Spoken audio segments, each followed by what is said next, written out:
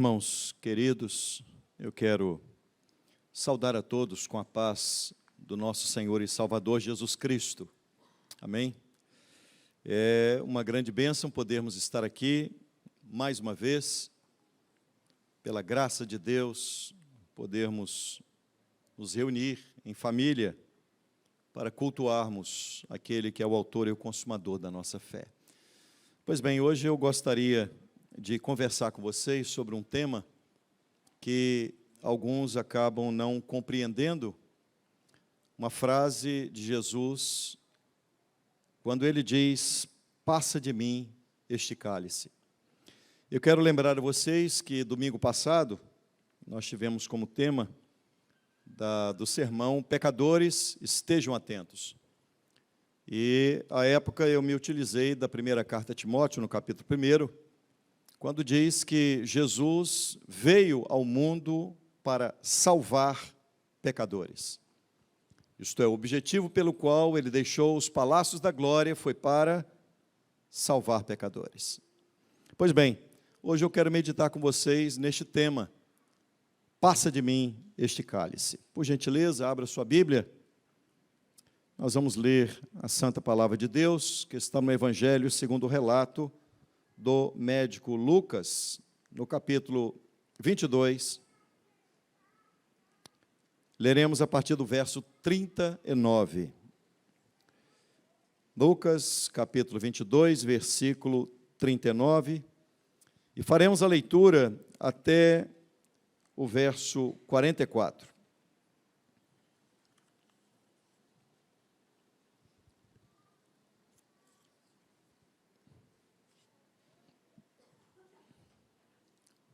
Podemos, diz assim a santa palavra de Deus. E saindo, foi como de costume para o Monte das Oliveiras. E os discípulos o acompanharam. Chegando ao lugar escolhido, Jesus lhes disse, orai, para que não entreis em tentação.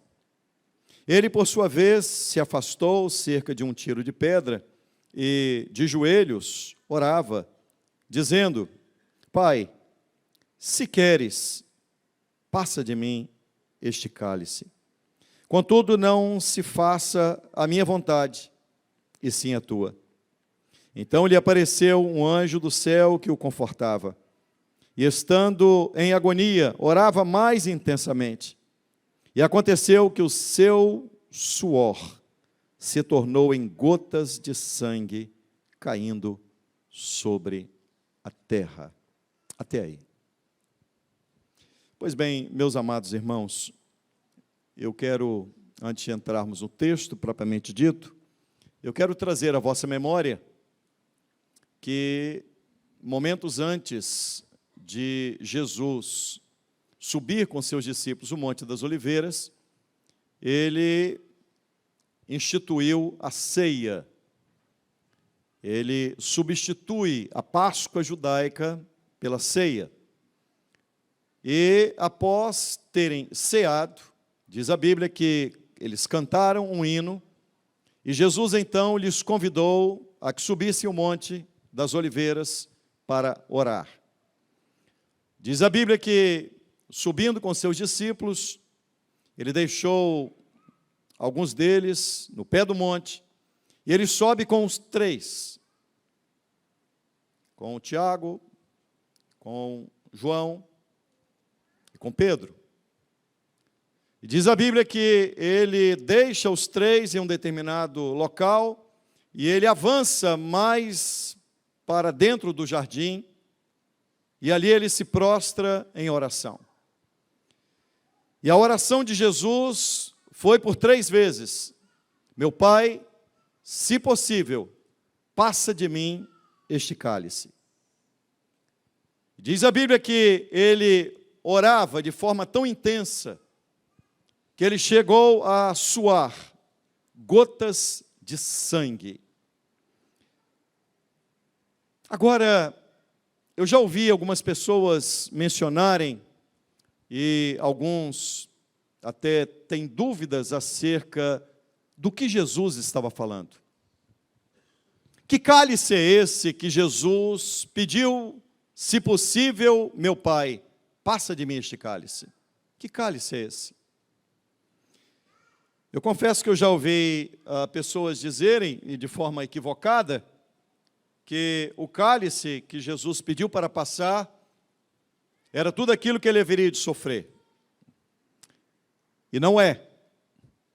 O cálice que Jesus pediu para que, se possível, o Pai passasse dele, não era o fato de saber que os seus discípulos o abandonariam, não era o fato de saber que ele seria esbordoado, cuspido no sinédrio judaico. Também aquele cálice não era o fato dele ter consciência que ele seria espancado e vilipendiado no pretório romano. Tampouco. O passar o cálice não era a vergonha de carregar aquele lenho maldito pelas ruas de Jerusalém. E ouvindo a multidão gritando de forma ensandecida, crucificam, crucificam.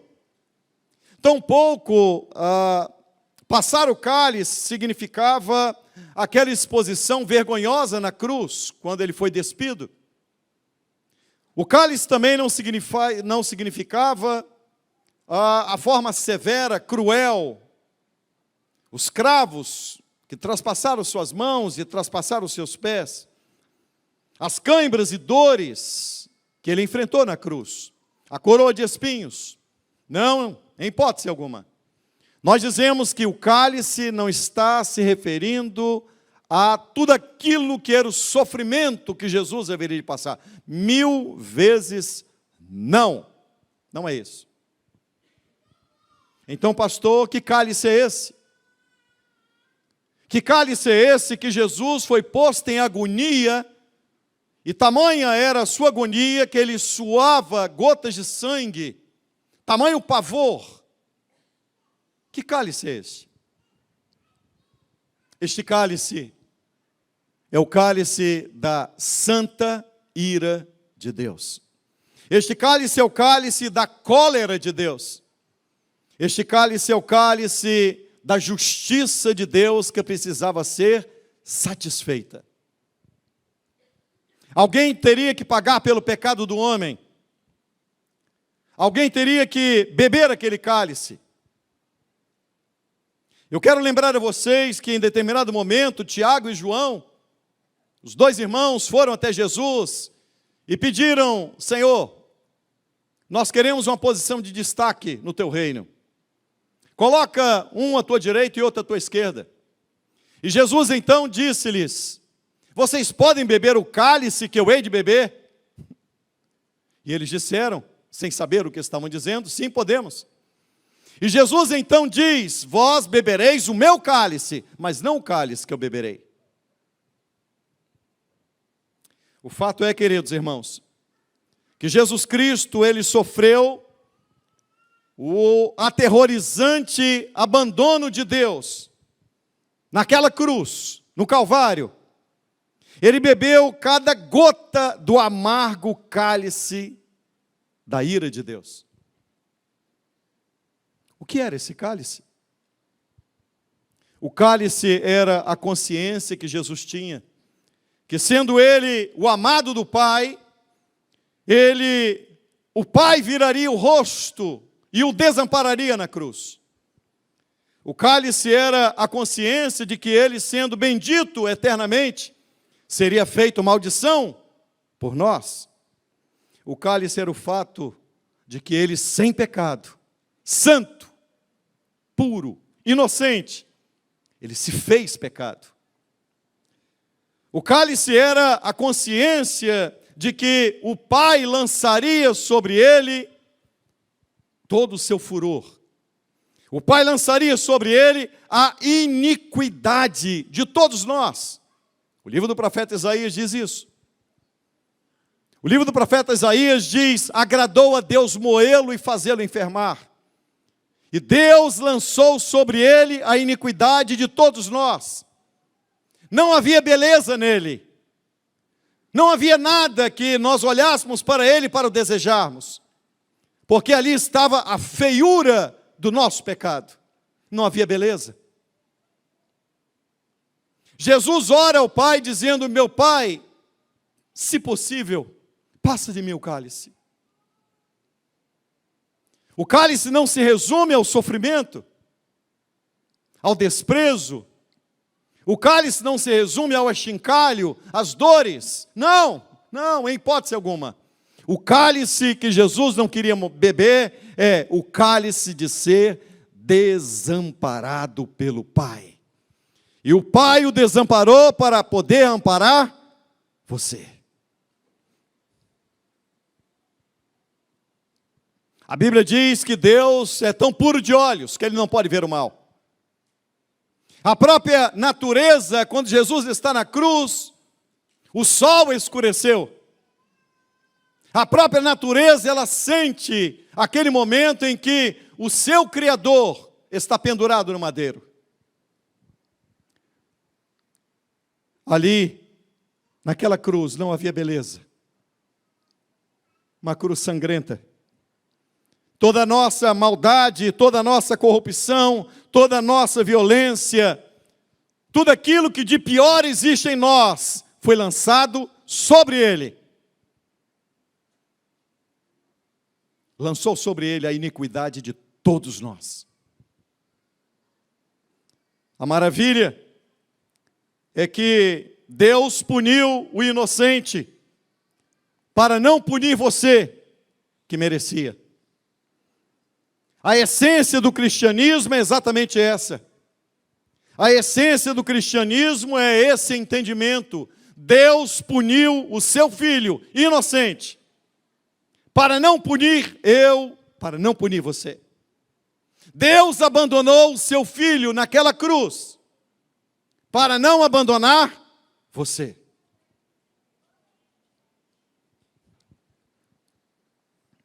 Quando nós olhamos o fato que ocorreu com Jesus, diz a Bíblia que um anjo desceu do céu para consolá-lo. Em um terceiro momento, diz a Bíblia que ele começou a suar gotas de sangue. A intensidade daquele momento era tamanha que os vasos sanguíneos se romperam. Jesus estava posto em uma agonia tão terrível, e a agonia dele não era em virtude da dor que ele passaria, do desprezo que ele viveria, mas era a ausência do Pai. A ausência do Pai. Em seu ministério ele disse: eu e o Pai somos um. Quando ele vai ser batizado, ele sai das águas, e então foi visto uma pomba. Em forma corpórea de pomba foi visto o Espírito Santo descer sobre ele. E uma voz do céu, do Pai, dizendo: este é o meu Filho amado, a ele eu ouvi. Agora naquela cruz, ele está preso. E a Bíblia diz que Deus lançou sobre ele a iniquidade de todos nós. Os pecados que nós cometemos no passado, os pecados que cometemos hoje e os pecados que ainda cometeremos, a iniquidade de todos nós estava sobre ele. E diz a Bíblia, ainda no livro do profeta Isaías, que pelas suas pisaduras nós fomos sarados. Jesus, ele não morreu como herói. Jesus não morreu como Marte. Jesus morreu substitutivamente. Jesus morreu vicariamente, isto é, ele não morreu como herói, ele não morreu como alguém que veio para trazer uma solução momentânea. Não, ele substituiu a mim. O lugar era meu, a culpa era minha. Quem merecia morrer éramos eu e você. Eu já ouvi algumas pessoas dizerem que aquelas pessoas, elas eram muito cruéis, porque como eles puderam matar Jesus, eles matariam hoje de novo. O homem não mudou. O homem continua sendo o mesmo mal, perverso, poço de iniquidade. O homem não mudou. Quem matou Jesus não foi a conspiração do Sinédrio. Quem matou Jesus não foram os romanos que o crucificaram no madeiro. Quem matou Jesus foi você. Quem matou Jesus foi o seu pecado, foi o meu pecado. A Bíblia diz, queridos irmãos, que quando Jesus acaba de orar, após um anjo vir consolá-lo, após suar de forma intensa, ele orava e suou gotas de sangue. A Bíblia diz que quando ele se levanta daquela oração, ele não tinha mais angústia. Ele estava completamente rendido ao projeto do Pai. O Pai o havia preparado para enfrentar aquele momento. Tanto é que quando os romanos vieram prendê-lo com Judas Iscariotes, Jesus olha para Judas e diz: amigo, a que vieste?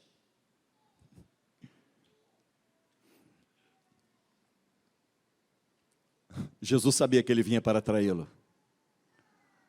O que Jesus não queria era ter perdido o amigo.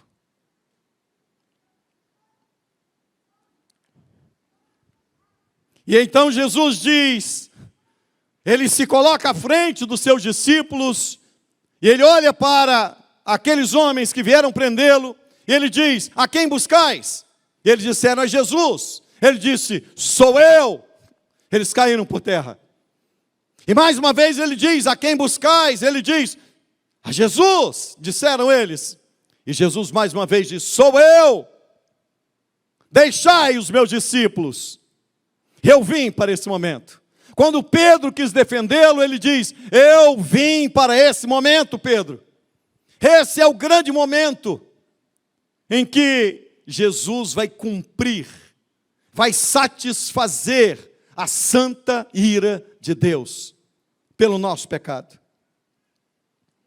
Tanto é que Jesus estava completamente em condição de cumprir a missão do Pai, que quando ele estava carregando o madeiro pelas ruas de Jerusalém, algumas mulheres olharam para ele, estavam chorando. Ele para e diz: mulheres, não chorem por mim, chorai antes por vós e por vossos filhos. Ele estava preparado para cumprir, para que se cumprisse nele aquilo que era o plano de redenção de Deus. Porque Jesus orou: Pai, se possível, passa de mim o cálice, porque ele não queria não sentir o Pai. A pior coisa para ele era não sentir o Pai.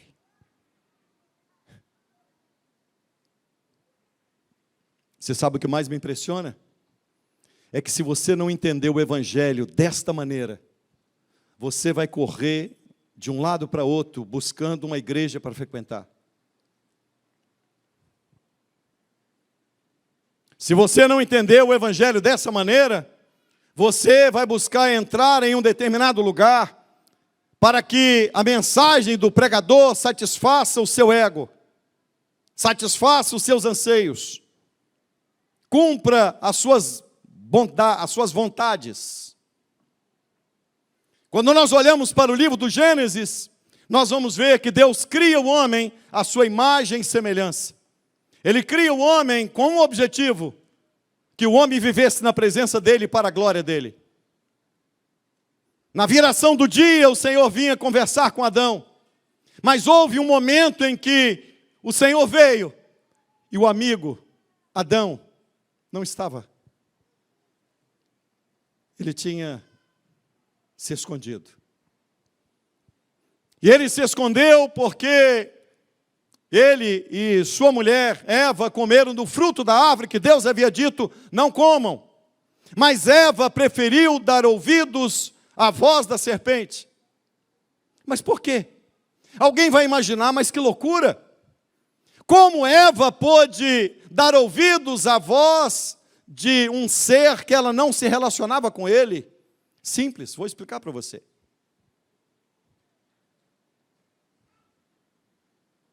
Porque a serpente falou o que Eva queria ouvir. Só por isso. O grande problema é quando você procura uma igreja para frequentar, querendo ouvir o que a sua carne, o seu coração deseja. A palavra de Deus tem um objetivo: confrontar você. A palavra de Deus tem um objetivo: penetrar no seu coração. A Bíblia é espada que penetra, meu querido. A Bíblia é martelo que esmiuça. A Bíblia é água que limpa. A Bíblia é vinho que embriaga. A Bíblia é lâmpada para os pés e a Bíblia é luz para o caminho. A Bíblia é a certeza que aqui não é o nosso lugar. A Bíblia nos dá uma certeza: o plano de redenção de Deus é perfeito. É perfeito. O que Jesus não queria era abrir mão da comunhão com o Pai. A ira de Deus, ele não queria beber daquele cálice e ser desamparado pelo Pai. Tanto é assim que Jesus profere na cruz 7 frases. A 4ª frase é: Deus meu, por que me desamparaste? Jesus não reclama das dores. Jesus não reclama dos achincalhos, daqueles que meneavam a cabeça e o achincalhavam.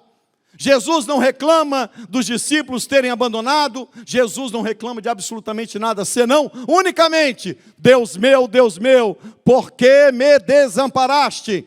Qual é o objetivo do Evangelho? Deus desamparou o seu Filho, fez a iniquidade de todos nós cair sobre ele. Deus desamparou naquela cruz para poder amparar você. O que Jesus veio fazer foi restaurar.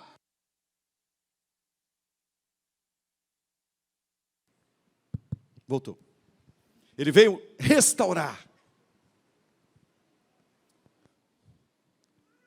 O que de mais glorioso você pode ter na sua vida é a vida de comunhão com Deus.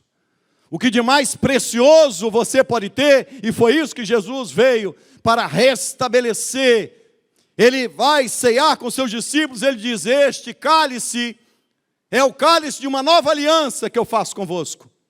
Ele bebeu o cálice da ira de Deus, mas ele nos oferece o cálice da aliança com Deus.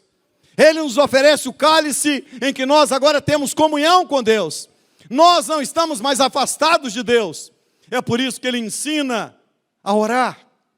Jesus não diz assim: se orarem, digam assim: Pai nosso que estás no céu. Foi isso que ele disse, pastor? Foi se nós orarmos? Quando nós orarmos? Porque ele entende que quem foi reconciliado com Deus tem uma vida de oração. Agora você imagina, quem aqui quer ir para o céu? Levanta a mãozinha, por gentileza. Todo mundo? Vou perguntar ao contrário: quem não quer? Levanta a mão. Quem não quer? Tem alguém que não quer? Tem não? Glória a Deus. Todo mundo quer ir. A Bíblia diz que Jesus é o noivo e a igreja é a sua noiva. Agora você imagina que está aqui o... Cadê JP? Cadê JP? Lorena está aqui. Vão casar daqui a alguns dias. Aí você imagina uma coisa, JP? Você imagina uma coisa? Se Lorena fosse casar com você, como vai? Em nome de Jesus.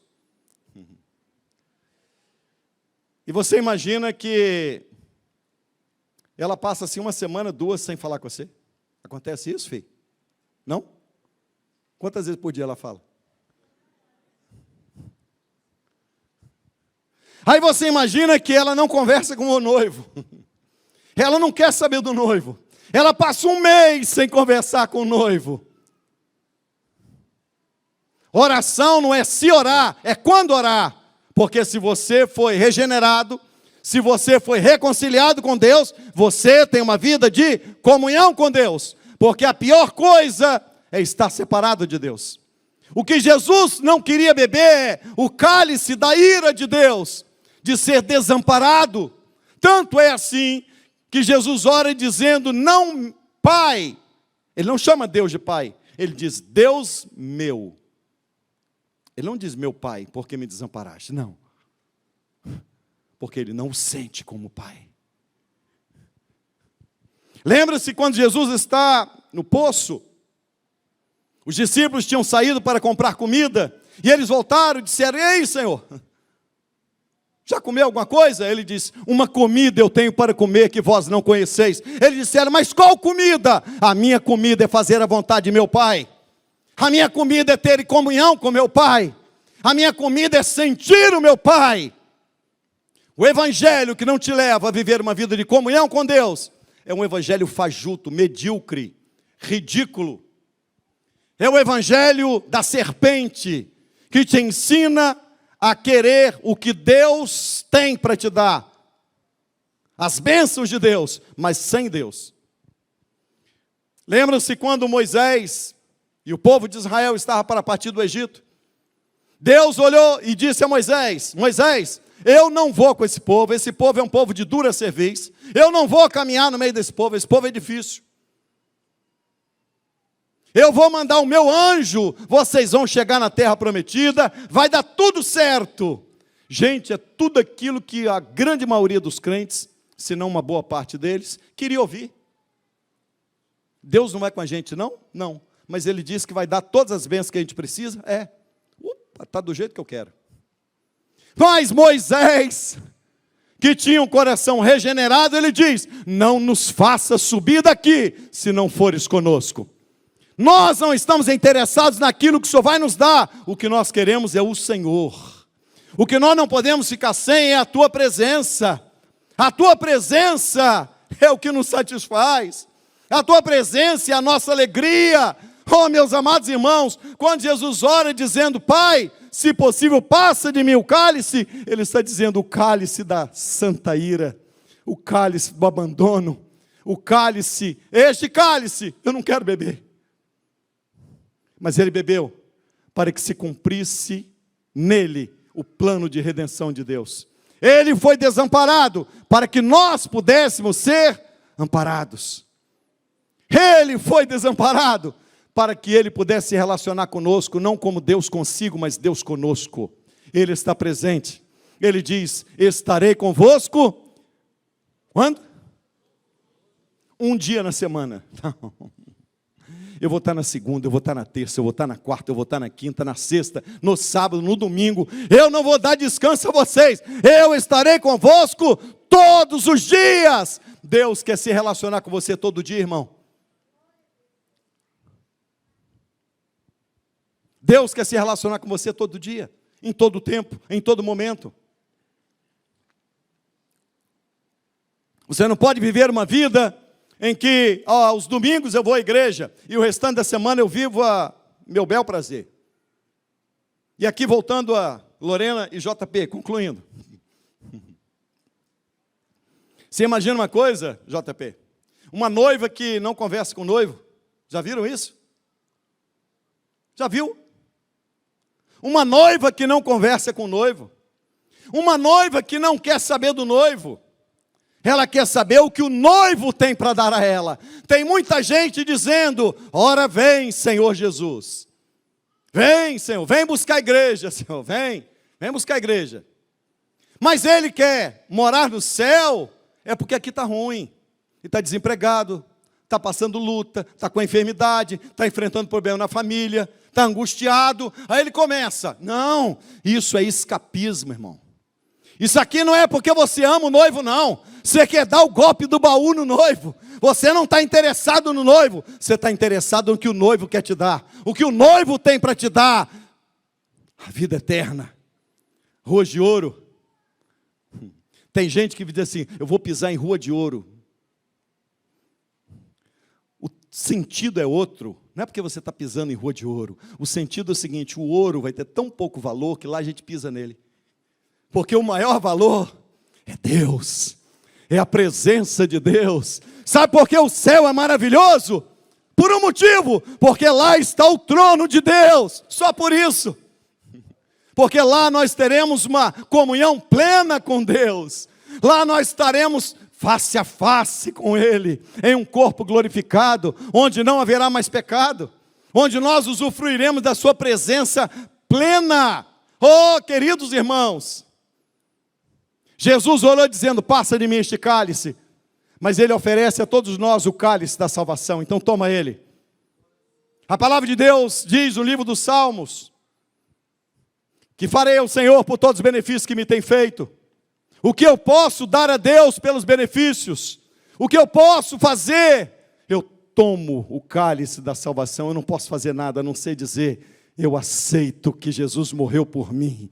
Eu me entrego a Ele de todo o meu coração, eu me rendo aos pés dEle, eu quero o noivo, eu quero ser a noiva, e a noiva de Cristo é uma noiva que ama, não o que Ele tem para dar, mas ama quem Ele é. Oh, irmãos, quanto tempo você desfruta da presença dEle, quanto tempo você passa aos pés dEle, em comunhão com Ele, sentindo a presença dEle, as lágrimas rolando dos seus olhos, você adorando. O salmista, ele diz: uma coisa pedi ao Senhor e a buscarei. Alguém pode imaginar o que ele vai pedir? Que coisa é essa que ele vai pedir? Ele diz: uma coisa só, eu quero pedir ao Senhor, que eu possa habitar na casa do Senhor todos os dias da minha vida. Para quê? Para contemplar a formosura do Senhor. Sabe o que o salmista queria? Eu quero só uma coisa, Senhor: estar na tua presença todos os meus dias, só para te admirar, só para dizer como tu és belo, como tu és santo, como tu és puro, como tu és maravilhoso, como a tua presença enche o meu coração de alegria, como nenhum bem pode me dar, como é bom estar na tua presença, como é bom te sentir. Meus amados irmãos, que os crentes de hoje possam ter repulsa por não sentirem Deus. Não adianta você entrar e sair da igreja sem ter uma vida na presença dEle. Não adianta você ter rótulo de crente sem ter uma vida de comunhão com Ele. Jesus disse: eu vou estar com vocês todos os dias. Ele está presente todo dia, de madrugada, de manhã, meio-dia, à noite. Ele está presente no dia bom, no dia mau. Ele está presente em todo o tempo. Não te deixarei, diz o Senhor, nem te desampararei. Bendito seja Deus. O que de mais precioso temos é a comunhão com Ele. O resto é resto. Paulo, quando está encerrando a carreira, ele vai dizer: estou acabando a carreira. Só uma coisa eu guardei: a fé. Resta-me agora receber a coroa que o justo juiz tem preparado para mim naquele dia. Quando você estiver perto de enfrentar a morte, será que você pode dizer isso? Ou você vai para o leito do hospital dizendo assim: uma coisa eu tenho mais de uma coisa, eu tenho muita coisa, deixei muitos bens, conquistei muita coisa. Sabe o que para esses, o que Jesus vai dizer? Louco, esta noite pedirão a tua alma, e o que tens preparado para quem será? Você lutou tanto, você correu tanto, você trabalhou tanto, você deixou de vir à igreja, não é verdade? Ficou vendo Netflix sábado inteiro, a noite inteira, e não veio para a escola bíblica dominical, dormindo. Que comunhão você tem com o noivo? Que compromisso você tem com o noivo? Que vida você tem com o noivo? Onde as demais coisas são mais importantes do que tudo. Irmãos, ontem nós tivemos aqui o casamento, Alex e Lumila. 2 jovenzinhos, preciosidades. Por que você não veio? Sabia que tinha muito visitante aqui? Tinha um monte de gente aqui. Muita gente. Onde é que está o seu entendimento de que você vai cumprir a vontade do Pai, cumprir a sua missão, que é pregar o Evangelho a toda criatura? Onde é que está o seu compromisso? Por que você não veio para cá para evangelizar uma pessoa daquela, para livrar aquela alma do inferno? Por quê? Não, pastor, sai para me divertir. Não. Se fosse o seu casamento, você viria, né? Se fosse o casamento do seu filho, da sua filha, porque mais dos outros não tem problema não. Irmãos lá, da igreja. Você não entendeu o que é ser igreja ainda não. Mas em nome de Jesus eu espero que você entenda. Ser igreja é chorar com os que choram e se alegrar com quem está alegre. Ser igreja é sentir o que Cristo sentia. Ser igreja é olhar para as pessoas como Cristo olhava. Quando ele estava lá diante daquela multidão e os discípulos disseram: Senhor, o dia está declinando, despede-os para que eles vão embora para casa. Manda eles embora, Senhor. Ele disse: não, se eu despedi-los agora, eles vão pelo caminho e eles vão desfalecer. Faze-os assentar em ranchos de 50 e 50, e Jesus reparte o pão, e ele multiplica o pão e peixes. Bendito seja Deus, que ele não nos despede vazios. Se dependesse dos discípulos, sabe o que é? Senhor, vamos rachar aqui, está tudo bem já. Está tudo jóia, manda essa turma embora. Se você não está importado com a salvação de almas, Cristo morreu para salvar pecadores. E alguns deles convivem com você e você não fala de Cristo, você não fala de Jesus. Eu disse semana passada, muitos crentes evangelizam de forma errada, equivocada. A pior maneira que você pode evangelizar alguém é: eu quero dizer para você que Jesus te ama. Está errado. Eu quero dizer para você que se você não aceitar Cristo, o seu pecado vai te levar para o inferno. E Cristo morreu pelo seu pecado. Quem levou Cristo à cruz foi você, foi o seu pecado. Essa maldade que habita dentro de você, essa corrupção que está dentro de você. Já imaginou se naquela tela ali passasse os pecados de todos nós? Nós sairíamos correndo daqui. Não sobraria nenhum de nós aqui. Nós teríamos vergonha. Nós faríamos como um avestruz, entendeu? Botar a cabeça no buraco, meu filho. Nós sentiríamos vergonha.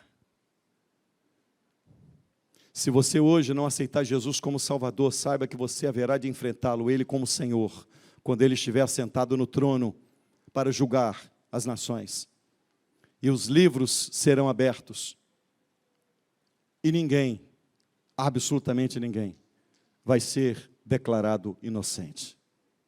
Senão unicamente aqueles que têm os seus nomes escritos no livro da vida. Hoje eu quero convidar você a se render a Jesus.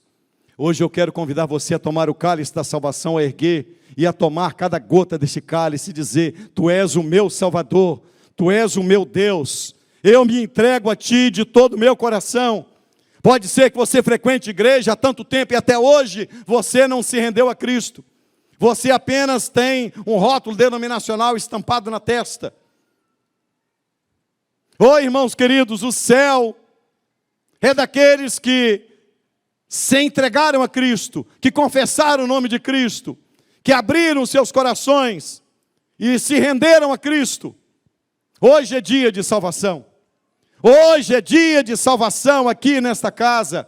Hoje é dia de homens e mulheres a ajustarem as suas vidas diante de Deus e a entenderem: Deus te salvou para você cumprir uma missão. Ide por todo mundo, pregai o evangelho a toda criatura e batizai-os em nome do Pai, do Filho e do Espírito Santo. Você é um missionário, meu querido irmão. Você é um instrumento para arrancar pessoas do inferno. Se você é um homem cheio do Espírito Santo, uma mulher cheia do Espírito Santo, quando você olhar esses pecadores, quantas pessoas moram no seu prédio? Se Jesus voltar agora, eles vão para o inferno. E você fez o quê? Seus familiares, há quanto tempo você não chora por eles? Há quanto tempo você não jejua por eles? Esqueceu de orar, esqueceu de jejuar, esqueceu de chorar e ir aos pés do Senhor e dizer: Senhor, salva o meu filho, salva a minha mãe, salva o meu pai, salva a minha família. A pior coisa que pode acontecer conosco é nós entrarmos e sairmos da igreja sem termos comunhão com Jesus. É o pior evangelho que existe. É o evangelho daquele que diz: eu já sou crente há muito tempo, eu vou morar no céu. Eu quero encerrar aqui e gostaria que você fechasse seus olhos, por favor.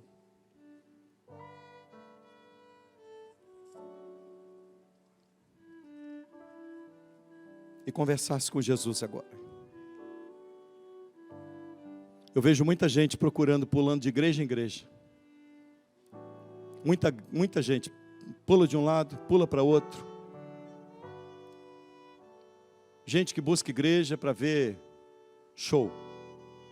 Tem um evento em tal lugar, vai para lá. Agora tem um evento para o lado de cá, vamos para lá. Agora tem um evento, não. Você não é crente de evento. Crente de evento não é crente.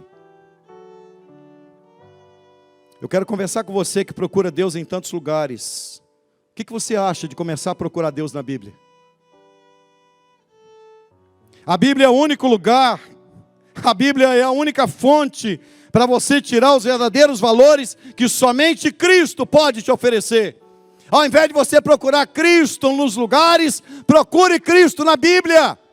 Dobre os seus joelhos, ore a Deus, leia a Bíblia, se entregue a Ele, se alimente da palavra de Deus, sinta o poder de Deus. Oi, irmãos, quantas pessoas estão atrás de ouvir o profeta? Não para um instante para ler a Bíblia, para se relacionar com Deus. Sabe o que ele quer? Esse evangelho da preguiça. Entendeu? Esse evangelho, ele quer, sabe o quê? Ouvir uma palavra profética. E tem sempre um canalha para dizer uma palavra profética. Deus está me revelando aqui, conversa fiada. Vai pagar isso lá no fundo. Filho do cão, você vai, tudo que você proferiu contra o povo de Deus, dizendo que estava profetizando e não estava. Só tem uma coisa que você pode confiar, irmão, está aqui, ó. É a palavra de Deus que vai levar você para o céu. É através da Bíblia que nos relacionamos com o autor da fé. Aqui está esse livro sagrado. Você vai se relacionar com Deus tanto quanto você se alimenta desta palavra, porque Deus se revela através da sua bendita e eterna palavra. Para de pular de galho em galho, para de ser crente, entendeu? Cheio de frescura. Irmãos, me perdoe a sinceridade, mas é melhor você ser impactado hoje e acertar a sua vida, do que naquele dia você ouviu o Senhor dizer: apartai-vos de mim que não vos conheço, vós que praticais a iniquidade. Eu gostaria de convidar você a estar em pé.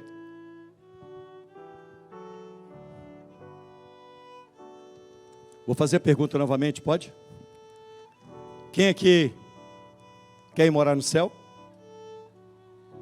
Quer mesmo? Quem quer morar no céu se relaciona com Ele na terra. Só vai morar no céu quem tem relacionamento na terra. O que Jesus veio fazer? Restaurar um relacionamento que foi quebrado. O que Ele veio fazer? Restaurar uma comunhão. O que Eva fez? Foi trocar a palavra de Deus pela palavra da serpente. E a serpente está aí, falando pela boca de um monte de gente. Esse evangelho antropocêntrico. Esse evangelho que diz: meu lindo, você não é o centro de nada, o centro é Cristo. Deus não te salva porque você é alguma coisa, Ele te salva olhando para Cristo. Ele nos entregou para Cristo. A Bíblia diz que Ele nos elegeu antes da fundação do mundo e nos entregou para o Filho dEle. Jesus chega a dizer: aqueles aos quais o Pai me deu, esses virão a mim, e aqueles que vêm a mim, eu não os lançarei fora.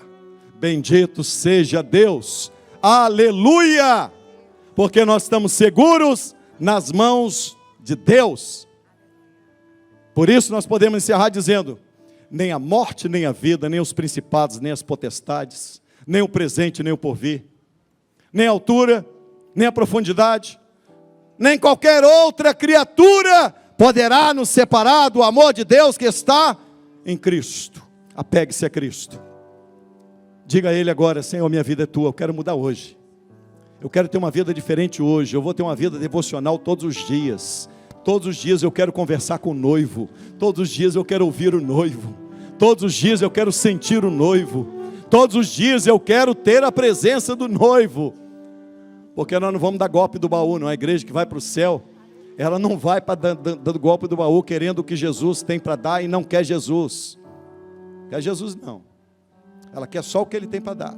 De preferência é o seguinte: o senhor me dá a bênção, o senhor fica para lá e eu para cá. Não é assim? Mais ou menos? É mais ou menos isso. Mas em nome de Jesus, hoje é dia de salvação.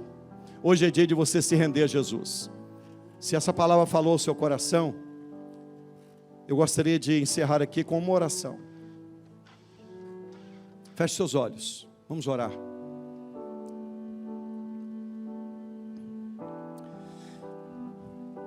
Deus eterno, quantas vezes firmamos propósitos diante de Ti, e quantas vezes tropeçamos. As nossas mãos são fracas, a nossa confiança não está em nós, e é por isso que estendemos as nossas mãos aos céus, dizendo: vem sobre nós, Espírito Santo de Deus. Ajuda-nos, restaura-nos, faz de nós homens e mulheres que vivam a vida de comunhão contigo. Restaura o nosso viver, restaura o nosso entendimento, nos faz compreender o verdadeiro sentido do Evangelho de Jesus Cristo. Faz-nos compreender que o teu Filho foi abandonado naquela cruz para que nós pudéssemos ser recebidos por ti naquele grande e glorioso dia, mediante o Evangelho, como filhos de Deus. Faz isso, Senhor, em nome de Jesus.